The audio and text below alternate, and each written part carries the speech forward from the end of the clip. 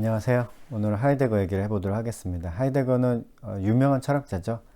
하지만 굉장히 어려운 사람입니다. 그래서 이제 하이데거를 이해하는 거 굉장히 어려워요. 무슨 말을 했는지도 사람들이 잘 모르고요. 예를 들어 이제 데카르트는 나는 생각한다, 고로 존재한다라는 말을 남겼죠. 사람들이 굉장히 그 말을 자주 하는데요. 근데 하이데거는 무슨 말을 했는지 사람들이 잘 모르고요. 안다고 할지라도 그 말이 의미하는 바가 무엇인지 제대로 이해한 사람이 많지 않습니다. 저도 이제 박사학위 논문에 이제 하이데거를 꽤 많이 썼는데, 하이데거 책을 읽고 이제 그에 대한 이제 내용을 정리하고 쓰면서 항상 들었던 의문이, 내가 제대로 이해하고 있는 걸까라는 그런 의문이 항상 떠나지 않았던 그런 기억이 있습니다. 그 정도로 이제 하이데거는 굉장히 어려운 사람입니다. 하지만 이제 하이데거가 말한 것을 뭐 다 이해할 수는 없지만 그가 말한 것을 좀 중요한 부분을 집중해서 살펴보면은 그가 말한 것이 어떤 것인지 좀 이해할 수 있는 부분이 있기 때문에 그런 부분을 오늘 살펴보도록 하겠습니다. 특별히 오늘은 이제 하이데거가 말한 인간의 존재 방식이 무엇인지 그것에 대해서 이제 이야기를 해보도록 하겠습니다. 하이데거는 인간의 존재 방식을 걱정, 염려라고 주장을 합니다. 걱정과 염려는 좀 다른 단어인데요. 그것도 좀 구분을 해보고요. 하이데거는 대표적인 실존주의 철학자 중에 한 사람이죠. 실존주의가 말하는 인간의 근본적인 존재 방식은 불안입니다. 이 불안을 떠날 수가 없어요. 실존주의 철학자들이 그렇게 주장을 하는데요. 이 불안에서 이제 연결되는 단어들이 걱정과 염려 같은 단어들이 있겠죠. 하이데거는 인간을 세상에 붙임줄, 있는 붙임줄, 존재라고 그렇게 정의를 내렸습니다. 뭐 단 한 가지만으로 정의를 내린 건 아닌데 인간을 표현할 때 그런 식으로 표현을 했습니다. 인간이 이런 식으로 이제 세상에 단단하게 연결되어 있고 관계를 맺고 있다는 것을 표현을 하고 있는 거죠. 그러면서 이제 인간의 근본적인 존재 방식을 걱정이라고 표현을 했습니다. 이 걱정의 원어를 좀 알아두어야 되는데요. 걱정은 뭐 독일어로, 독일 사람이니까 원어는 독일어로. 걱정은 앙스트입니다. A-N-G-S-T, 앙스트라는 단어이고요. 하이데거에 따르면 걱정과 두려움은 다른 단어예요. 걱정은 그 대상이 존재하지 않습니다. 근데 두려움은 이제 대상이 존재하는 것이고요. 존재하는 감정이고요. 예를 들어 우리는 귀신을 두려워할 수가 있습니다. 하지만 귀신을 걱정하지는 않죠. 하지만 하이데거가 사용한 이제 앙스트란 단어는 그런 거고요. 하지만 우리나라 말로 이제 볼 때 걱정은 대상을 갖기도 합니다. 예를 들어 우리는 뭐 코앞에 닥친 시험을 걱정하기도 하고 연로하신 부모님을 걱정할 수도 있습니다. 하지만 이제 하이데거가 사용하는 앙스트라는 단어는 그 대상이 존재하지 않는 감정이고요. 그래서 철학자들이 쓰는 단어를 좀 원어 그대로 좀 기억해야 될 필요가 있습니다. 이게 우리나라 말로 번역을 하면은 좀 다른 부분들이 있기 때문에요. 근데 우리나라 말로 이제 앙스트를 번역을 할 때 두려움보다는 걱정이 더 적합한 단어였기 때문에 그런 식으로 이제 번역을 한 것 같습니다. 하이데거가 말하는 걱정이라고 하는 것은요, 막연한 걱정이기는 한데 사소하고 쓸데없는 걱정은 아니에요. 굉장히 강도가 센 감정입니다. 존재의 의미가 흔들리는 순간에, 즉 인간이 그 실존의 위기에 직면해서 발생하는 혼돈의 순간에 발생하는 그런 커다란 감정의 파도와 같은 것이 걱정입니다. 이제 하이데거는 존재와 시간이라는 유명한 책을 썼죠. 뭐 Sein und Zeit라는 책인데요. 이 책의 제목에서 말하는 것처럼 하이데거는 이제 존재에 대해서, 인간 존재에 대해서 이제 그 문제를 주로 다루고 있는데요. 이런 유명한 문장이 있습니다. 이 책 안에. 인간은 인간의 존재 자체가 늘 문제가 되는 존재이다 라는 말이죠. 그렇죠. 인간은 인간의 존재 자체가 늘 문제가 됩니다. 뭐 아주 자연스럽게 자신의 존재에 대해서 아무런 의문도 없이 살아가는 사람은 없습니다. 문득문득 그런 생각이 들잖아요. 나는 누구고 여기는 어딜까 라는 그런 생각이 들 때가 있죠. 이게 단순히 사춘기 때만 드는 생각은 아니고 나이가 들면서도 그런 생각이 이제 문득문득 들기도 합니다. 그래서 이제 하이데거는 인간의 이런 근원적인 실존을 표현하기 위해서 걱정이라는 단어를 사용했고요. 존재와 시간이라는 그의 책에서 이제 걱정 대신에 염려라는 단어를 이제 사용하기 시작합니다. 근데 걱정과 염려는 좀 차이가 있어요. 그렇기 때문에 이제 하이데거가 걱정 대신에 염려라는 단어를 사용을 했겠죠. 하이데거는 걱정보다는 염려라는 단어가 이제 인간의 존재 방식을 더 잘 설명해 주는 것이라고 생각을 했습니다. 물론 이제 우리식으로 이야기를 하면 이제 둘 다 비슷한 단어인데요. 이걸 구분하기는 쉽지 않습니다. 그래도 이걸 구분을 해야 합니다. 그래야 이제 하이데거의 주장이 무엇인지 이제 제대로 알 수 있으니까요. 하이데거가 사용하는 이제 염려라는 단어는 조르그라고 하는 단어입니다. S-O-R-G, 조르그라는 단어인데요. 염려와 걱정은 좀 차이가 있습니다.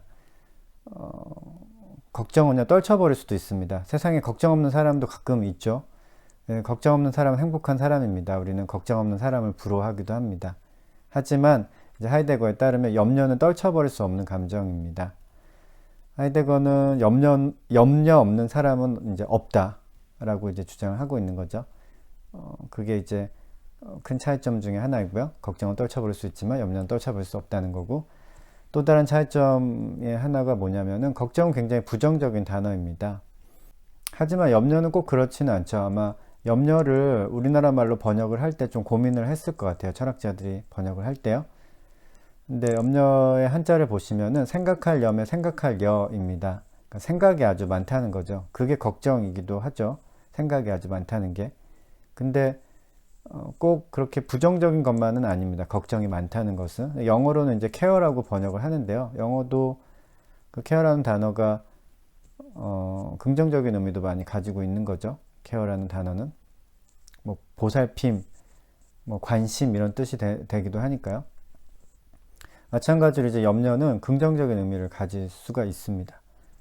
하이데거는 이런 식으로 말을 하는데요. 인간은 존재 가능에 대한 존재로서 항상 자기 자신을 넘어서 있는 존재이기 때문에 염려가 인간의 필연적 본성이라고 그렇게 말을 합니다.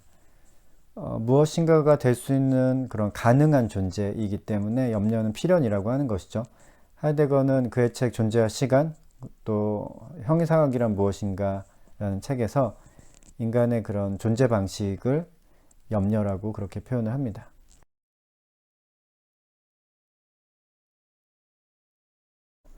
하이데거는 고대 로마의 히기누스의 우화를 이용해서 인간의 존재 방식 염려라는 것을 그 이야기로 풀어내기도 했습니다.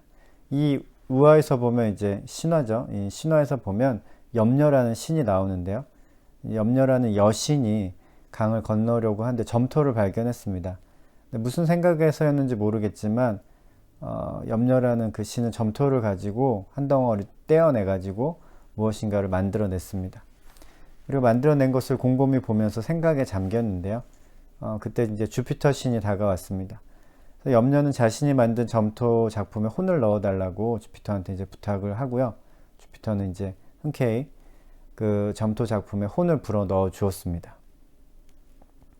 염려가 이제 그 점토 작품에 자신의 이름을 붙이려고 하는데 이제 주피터가 가만히 안 있고 자기가 혼을 불어 넣었기 때문에 자기의 이름을 붙여야 한다고 주장했습니다. 둘이 싸우고 있는데 또 이제 여기 끼어든 사람이 있었습니다. 끼어든 신이라고 해야 되나요? 끼어든 신이 이제 텔루스라는 대지의 신이고요. 대지의 신이 나서서 그 형상에 자신의 몸의 일부가 들어갔기 때문에 자신의 이름을 붙여야 된다고 또 이제 끼어들었습니다. 셋이 막 다투다가요, 사투르누스라고 시간의 신을 재판관으로 불러왔습니다. 그러자 시간이 이렇게 판결을 내리는데요. 주피터는 혼을 주었으니 그가 죽을 때 혼을 받고, 텔루스는 육체를 주었으니 그가 죽을 때 육체를 받아라. 하지만 염려가 이 존재를 처음 만들었으니까 이 존재가 살아가는 동안에는 이 존재는 염려의 것이다. 그러나 이 존재는 후무스, 흙으로 만들어졌으니 호모, 인간으로 불러야 한다. 이런 식으로 판결을 내렸어요. 이 신화가 의미하는 바는 생명이 붙어있는 동안 인간의 존재 방식은 염려라는 것이죠. 아주 하이데거의 주장을 그대로 드러내주는 신화라고 할 수가 있습니다. 그래서 하이데거가 이런 식으로 인간의 존재 방식을 염려라고 주장을 했고요. 다른 실존주의 철학자들도 하이데거와 비슷하게 인간을 이해를 했습니다. 그러니까 실존주의는 걱정과 염려를 극복할 수 있는 방법들을 이제 제시하기도 했는데요. 사실 실존주의는 인간의 본성을 염려라고 생각을 하기 때문에 이걸 벗어날 수가 없어요. 그러니까 염려하고 불안한 이런 인간의 근본적인 존재 방식을 벗어나면 그건 또 인간이 아닌 거예요. 왜냐하면 이것이 인간의 근본적인 존재 방식이기 때문에요. 그러니까 인간이 염려와 불안을 벗어나려고 하는 노력은 실패할 수밖에 없다는 것이 실존주의의 주장입니다. 사르트르도 이제 대표적인 실존주의 철학자 중에 한 사람인데요. 그도 이제 불안을 인간의 존재 방식의 필수적인 매개라고 생각을 하고 주장을 했습니다. 사르트르는 이런 식으로 말을 했는데요. 나는 나의 존재를 성립시키는 근원적이고 유일한 계획에 직면하여 오직 홀로 불안 속에 떠오른다. 이런 말을 했어요. 그러니까 인간은 항상 불안한 존재일 수밖에 없다라는 주장인 것이죠. 제가 하이데거를 설명하면서 또 느꼈던 게 뭔가 불만족스럽네요. 뭔가 계속 불안하네요. 희한하게. 뭔가 불안하고 제대로 설명했는지 항상 걱정이 되고 염려가 되네요. 신기하네요. 하이데거가 확실히 인간의 본성을 제대로 꿰뚫었나 봅니다.